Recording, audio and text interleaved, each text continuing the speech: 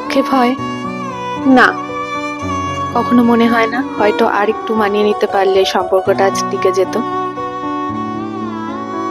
প্রথম প্রথম মনে হতো, বারবার নিজেই নিজেকে কাঠগড়ায় দাঁড় করাতাম, নিজেই নিজের দিকে আঙুল তুলতাম।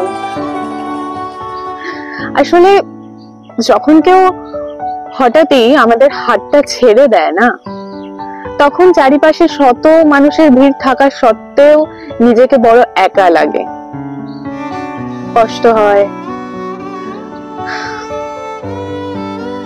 বুকের মধ্যে একটা দম ফাটা যন্ত্রণা তিলে তিলে শেষ করে দেয়।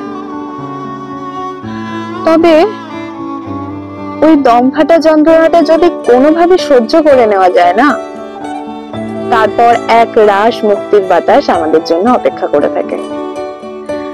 জীবনকে নতুন ভাবে চেনা যায়। আর আজ মনে হয় ভাগ্যিস সেদিন হঠাৎই বড় নিঃসঙ্গ মনে হয়েছিল নিজেকে, তাই তো আজকের এই অনন্য আমিটাকে আবিষ্কার করতে পারলাম। আর আক্ষেপ তখন হতো যখন আমি জানতাম আমি ভালো নেই, কিন্তু আমি তো ভালো আছি। বরং শুধু ভালো নয়, বেশ ভালো আছি।